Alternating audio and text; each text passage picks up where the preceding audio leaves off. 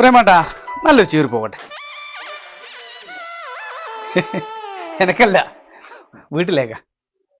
ഇതല്ല വേറൊന്നുമില്ല നീളത്തിലുള്ള. ആ തന്നെ ഇതൊക്കെ.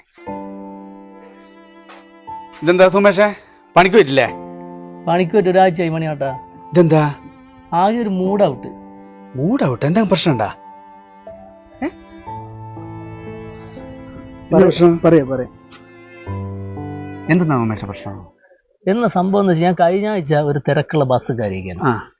അപ്പൊ ബസ് പെട്ടെന്ന് ബ്രേക്ക് ചവിട്ടിയാലോ എല്ലാവരും മുന്നോട്ടേക്ക് പോയി. അപ്പൊ ഞാൻ എന്റെ മുന്നിൽ ഒരു പെണ്ണുങ്ങളെന്നുള്ള. അപ്പൊ ഞാൻ ഇവരെ മേത്ത് വീണ ഇവരെ വിചാരിച്ച് ഞാൻ മനഃപൂർവ്വം വീണിയാന്നില്ല. എന്നിട്ട് അപ്പൊ ഇവരാകെ ഈ ബസ്സിന്ന് ഒച്ചയിലുണ്ടാക്കി. എനിക്ക് പരിചയമുള്ള കുറച്ച് യാത്രക്കാരിലുണ്ടായിരുന്നു ബസ്സിൽ. അപ്പൊ ആടുന്ന് നാറി പിന്നെ നേരെ പോലീസ് സ്റ്റേഷനിലേക്ക് പോയി. പോലീസ് സ്റ്റേഷനിൽ വിട്ട സമയത്ത് അവിടെ എനിക്ക് പരിചയമുള്ള ജീവനക്കാരിലുണ്ടായിരുന്നു. അപ്പൊ മണിയാടെ ചുരുക്കി പറഞ്ഞ ആകെ ഒരു നാറ്റ കേസായി. ഇത്ര സില്ലായിട്ടുള്ള ഒരു കാര്യം നടന്നിട്ടാണ് ഇനി ഇങ്ങനെ വലിയൊരു ഇത് ഒരാഴ്ച പണിക്കുകൊണ്ടിരിക്കുന്നത്? ശരിക്കും എനിക്ക് നല്ലൊരു കൗൺസിലിംഗ് ആവാണ്ട്. മറ്റുള്ളവരുടെ കണ്ണിലൂടെ നമ്മളെ നോക്കി കാണാതിരിക്കുക, അതാണ് നമ്മൾ ആദ്യം ചെയ്യേണ്ടത്.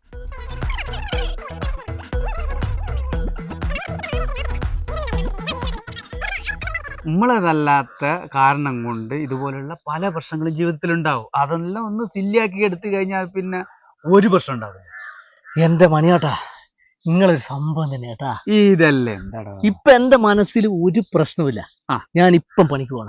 ഓ എന്നാ വളരെ സന്തോഷം, കാണാം. അല്ല, നിങ്ങൾ ഭയങ്കര മനോഹരമായിട്ട് എന്നെ ഉപദേശിച്ചല്ലോ. നിങ്ങളെ ജീവിതത്തിൽ ഇങ്ങനെ എന്തെങ്കിലും ഉണ്ടായിട്ടുണ്ടോ?